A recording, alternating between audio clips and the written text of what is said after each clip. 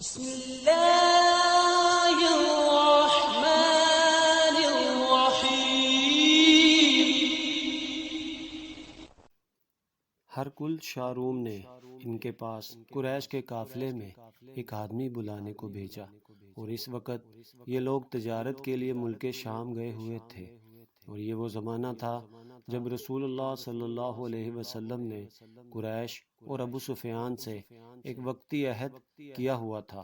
جب ابو سفیان اور دوسرے لوگ ہرکل کے پاس ایلیا پہنچے، جہاں ہرکل نے دربار طلب کیا تھا، اس کے گرد روم کے بڑے بڑے لوگ، علماء، وزراء، امراء بیٹھے ہوئے تھے۔ ہرکل نے ان کو اور اپنے ترجمان کو بلوایا، پھر ان سے پوچھا کہ تم میں سے کون شخص مدعی رسالت کار زیادہ قریبی عزیز ہے؟ ابو سفیان کہتے ہیں کہ میں بول اٹھا کہ میں اس کا سب سے زیادہ قریبی رشتہ دار ہوں۔ یہ سن کر ہرکل نے حکم دیا، اس کو ابو سفیان کو میرے قریب لا کر بٹھاؤ، اور اس کے ساتھیوں کو اس کی پیٹھ کے پیچھے بٹھا دو۔ پھر اپنے ترجمان سے کہا کہ ان لوگوں سے کہہ دو کہ میں ابو سفیان سے اس شخص کے یعنی محمد صلی اللہ علیہ وسلم کے حالات پوچھتا ہوں۔ اگر یہ مجھ سے کسی بات میں جھوٹ بول دے تو تم اس کا جھوٹ ظاہر کر دینا۔ ابو سفیان کا قول ہے کہ خدا کی قسم، اگر مجھے یہ غیرت نہ آتی کہ یہ لوگ مجھ کو جھٹلائیں گے تو میں آپ صلی اللہ علیہ وآلہ وسلم کی نسبت ضرور غلط گوئی سے کام لیتا۔ خیر، پہلی بات جو ہرکل نے مجھ سے پوچھی وہ یہ کہ اس شخص کا خاندان تم لوگوں میں کیسا ہے؟ میں نے کہا وہ تو بڑے اونچے عالی نسب والے ہیں۔ کہنے لگا اس سے پہلے بھی کسی نے تم لوگوں میں ایسی بات کہی تھی؟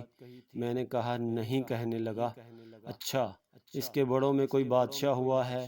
میں نے کہا نہیں۔ پھر اس نے کہا بڑے لوگوں نے اس کی پیروی اختیار کی ہے یا کمزوروں نے؟ میں نے کہا نہیں، کمزوروں نے۔ پھر کہنے لگا اس کے تابع دار روز بڑھتے جاتے ہیں یا کوئی ساتھی پھر بھی جاتا ہے؟ میں نے کہا نہیں۔ کہنے لگا کہ کیا اپنے اس دعوے نبوت سے پہلے کبھی کسی بھی موقع پر اس نے جھوٹ بولا ہے؟ میں نے کہا نہیں۔ اور اب ہماری اس سے صلح کی ایک مقررہ مدت ٹھہری ہوئی ہے، معلوم نہیں وہ اس میں کیا کرنے والا ہے۔ ابو سفیان کہتے ہیں میں اس بات کے سوا اور کوئی جھوٹ اس گفتگو میں شامل نہ کر سکا۔ ہرکل نے کہا کیا تمہاری اس سے کبھی لڑائی بھی ہوتی ہے؟ ہم نے کہا کہ نہیں۔ بولا پھر تمہاری اور اس کی جنگ کا کیا حال ہوتا ہے؟ میں نے کہا لڑائی ڈول کی طرح ہے، کبھی وہ ہم سے میدان جنگ جی لیتے ہیں اور کبھی ہم ان سے جیت لیتے ہیں۔ ہرکل نے پوچھا وہ تمہیں کس بات کا حکم دیتا ہے؟ میں نے کہا وہ کہتا ہے کہ صرف ایک اللہ ہی کی عبادت کرو، اس کا کسی کو شریک نہ بناؤ، اور اپنے باپ دادا کی شرک کی باتیں چھوڑ دو، اور ہمیں نماز پڑھنے، سچ بولنے، پرہیزگاری اور صلح رحمی کا حکم دیتا ہے۔ یہ سب سن کر ہرکل نے اپنے ترجمان سے کہا کہ ابو سفیان سے کہہ دے کہ میں نے تم سے اس کا نسب پوچھا تو تم نے کہا کہ وہ ہم میں عالی نسب ہے، اور پیغمبر اپنی قوم میں عالی نسب ہی بھیجے جایا کرتے ہیں۔ میں نے تم سے پوچھا کہ دعوی نبوت کی یہ بات تمہارے اندر اس سے پہلے کسی اور نے بھی کہی تھی؟ تو تم نے کہا جواب دیا کہ نہیں۔ تب میں نے اپنے دل میں کہا کہ اگر یہ بات اس سے پہلے کسی نے کہی ہوتی تو میں سمجھتا کہ اس شخص نے بھی اسی بات کی تقلید کی ہے، وہ پہلے کہی جا چکی ہے۔ میں نے تم سے پوچھا کہ اس کے بڑوں میں کوئی بادشاہ بھی گزرا ہے؟ تم نے کہا کہ نہیں۔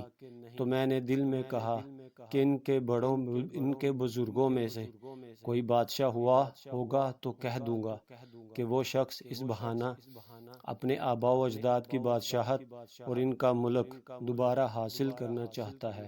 اور میں نے تم سے پوچھا کہ اس بات کے کہنے یعنی پیغمبری کا دعویٰ کرنے سے پہلے تم نے کبھی اس کو دروغ گوئی یا الزام لگایا ہے؟ تم نے کہا کہ نہیں۔ تو میں نے سمجھ لیا کہ جو شخص آدمیوں کے ساتھ دروغ گوئی سے بچے وہ اللہ کے بارے میں کیسی جھوٹی بات کہہ سکتا ہے۔ اور میں نے تم سے پوچھا کہ بڑے لوگ اس کے پیرو ہوتے ہیں یا کمزور آدمی؟ تم نے کہا کمزوروں نے اس کی اتباع کی ہے۔ تو دراصل یہی لوگ پیغمبروں کے متبعین ہوتے ہیں۔ اور میں نے تم سے پوچھا کہ اس کے ساتھی بڑھ رہے ہیں یا کم ہو رہے ہیں؟ تم نے کہا کہ وہ بڑھ رہے ہیں، اور ایمان کی کیفیت یہی ہوتی ہے حتیٰ کہ وہ کامل ہو جاتا ہے۔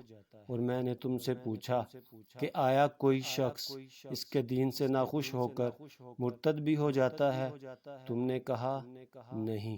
تو ایمان کی خاصیت بھی یہی ہے، جن کے دلوں میں اس کی مسرت رچ بس جائے وہ اس سے لوٹا نہیں کرتے۔ اور میں نے تم سے پوچھا کہ آیا وہ کبھی عہد شکنی کرتے ہیں؟ تم نے کہا نہیں، پیغمبروں کا یہی حال ہوتا ہے، وہ عہد کی خلاف ورزی نہیں کرتے۔ اور میں نے تم سے کہا کہ وہ تم سے کس چیز کے لیے کہتے ہیں؟ تم نے کہا کہ وہ ہمیں حکم دیتے ہیں کہ اللہ کی عبادت کرو، اس کے ساتھ کسی کو شریک نہ ٹھہراؤ، اور تمہیں بتوں کی پرستش سے روکتے ہیں، سچ بولنے اور پرہیزگاری کا حکم دیتے ہیں۔ لہٰذا اگر یہ باتیں جو تم کہہ رہے ہو سچ ہیں تو ان قریب وہ اس جگہ کا مالک ہو جائے گا کہ جہاں میرے یہ دونوں پاؤں ہیں۔ مجھے معلوم تھا کہ وہ پیغمبر آنے والا ہے، مگر مجھے یہ معلوم نہیں تھا کہ وہ تمہارے اندر ہوگا۔ اگر میں جانتا کہ اس تک پہنچ سکوں گا تو اس سے ملنے کے لیے ہر تکلیف گوارا کرتا۔ اگر میں اس کے پاس ہوتا تو اس کے پاؤں دھوتا۔ ہر کل نے رسول اللہ صلی اللہ علیہ وسلم وہ خط منگوایا جو آپ نے وحیہ کلبی رضی اللہ عنہ کے ذریعے حاکم بصری کے پاس بھیجا تھا، اور اس نے وہ ہر کل کے پاس بھیج دیا تھا۔ پھر اس کو پڑھا تو اس میں لکھا تھا، اللہ کے نام کے ساتھ جو نہایت مہربان اور رحم والا ہے۔ اللہ کے بندے اور اس کے پیغمبر محمد صلی اللہ علیہ وسلم کی طرف سے یہ خط ہے شاہ روم کے لیے۔ اس شخص پر سلام ہو جو ہدایت کی پیروی کرے۔ اس کے بعد میں نے آپ کے سامنے دعوت اسلام پیش کرتا ہوں۔ اگر آپ اسلام لے آئیں گے تو دین و دنیا میں سلامتی نصیب ہوگی، اللہ آپ کو دوہرا ثواب دے گا، اور اگر آپ میری دعوت سے روگردانی کریں گے تو آپ کی رعایا کا گناہ بھی آپ ہی پر ہوگا۔ اور اے اہل کتاب، ایک ایسی بات پر آ جاؤ جو ہمارے اور تمہارے درمیان یکساں ہے، وہ یہ کہ ہم اللہ کے سوا کسی کی عبادت نہ کریں اور کسی کو اس کا شریک نہ ٹھہرائیں، اور نہ ہم میں سے کوئی کسی کو خدا کے سوا اپنا رب بنائے۔ پھر اگر وہ اہل کتاب اس بات سے منہ پھیر لیں تو مسلمانوں، تم ان سے کہہ دو کہ تم مانو یا نہ مانو، ہم تو ایک خدا کی اطاعت گزار ہیں۔ ابو سفیان کہتے ہیں، جب ہرقل نے جو کچھ کہنا تھا کہہ دیا اور خط پڑھ کر فارغ ہوا تو اس کے ارد گرد بہت شور و غوغا ہوا، بہت سی آوازیں اٹھی اور ہمیں باہر نکال دیا گیا۔ تب میں نے اپنے ساتھیوں سے کہا کہ ابو کبشہ کے بیٹے ان حضرت صلی اللہ علیہ وآلہ وسلم کا معاملہ تو بہت بڑھ گیا، دیکھو تو اس سے بنی اصغر روم کا بادشاہ بھی ڈرتا ہے۔ مجھے اس وقت سے اس بات کا یقین ہو گیا کہ حضور صلی اللہ علیہ وسلم ان قریب غالب ہو کر رہیں گے، حتیٰ کہ اللہ نے مجھے مسلمان کر دیا۔ راوی کا بیان ہے، ابن ناطور ایلیا کا حاکم، ہرقل کا مصاحب اور شام کے نصارہ کا لاٹ پادری بیان کرتا تھا کہ ہرقل جب ایلیا آیا ایک دن صبح کو پریشان اٹھا تو اس کے درباریوں نے دریافت کیا کہ آج ہم آپ کی حالت بدلی ہوئی پاتے ہیں، کیا وجہ ہے؟ ابن ناطور کا بیان ہے کہ ہرقل نجومی تھا، علم نجوم میں وہ پوری مہارت رکھتا تھا۔ اس نے ہم نشینوں کو بتایا کہ میں نے آج رات ستاروں پر نظر ڈالی تو دیکھا کہ ختنہ کرنے والوں کا بادشاہ ہمارے ملک پر غالب آ گیا۔ بھلا اس زمانے میں کون لوگ ختنہ کرتے ہیں؟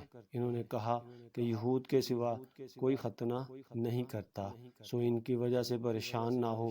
سلطنت کے تمام شہروں میں یہ حکم لکھ بھیجیے کہ وہاں جتنے یہودی ہوں سب قتل کر دیے جائیں۔ وہ لوگ انہیں باتوں میں مشغول تھے کہ ہرکل کے پاس ایک آدمی لایا گیا جسے شاہ غسان نے بھیجا تھا۔ اس نے رسول اللہ صلی اللہ علیہ وسلم کے حالات بیان کیے۔ جب ہرکل نے سارے حالات سن لیے تو کہا کہ جا کر دیکھو وہ ختنہ کیے ہوئے ہیں یا نہیں۔ انہوں نے اسے دیکھا تو بتلایا کہ وہ ختنہ کیا ہوا ہے۔ ہرکل نے جب اس شخص سے عرب کے بارے میں پوچھا تو اس نے بتلایا کہ وہ ختنہ کرتے ہیں۔ تب ہرکل نے کہا کہ یہ ہی محمد صلی اللہ علیہ وسلم اس امت کے بادشاہ ہیں جو پیدا ہو چکے ہیں۔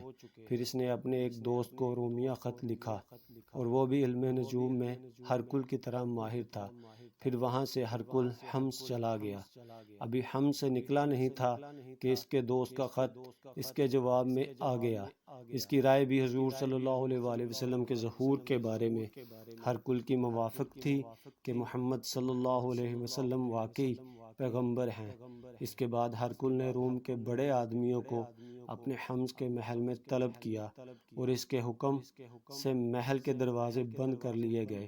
پھر وہ اپنے خاص محل سے باہر آیا اور کہا، اے روم والو، کیا ہدایت اور کامیابی میں کچھ حصہ تمہارے لیے بھی ہے؟ اگر تم اپنی سلطنت کی بقا چاہتے ہو تو پھر اس نبی کی بیعت کر لو اور مسلمان ہو جاؤ۔ یہ سننا تھا کہ پھر وہ لوگ وحشی گدھوں کی طرح دروازوں کی طرف دوڑے، مگر انہیں بند پایا۔ آخر جب ہرکل نے اس بات سے ان کی یہ نفرت دیکھی اور ان کے ایمان لانے سے مایوس ہو گیا تو کہنے لگا کہ ان لوگوں کو میرے پاس لاؤ۔ جب وہ دوبارہ آئے تو اس نے کہا، میں نے جو بات کہی تھی اس سے تمہاری دینی پختگی کی آزمائش مقصود تھی، سو وہ میں نے دیکھ لی۔ تب یہ بات سن کر وہ سب کے سب اس کے سامنے سجدے میں گر پڑے اور اس سے خوش ہو گئے۔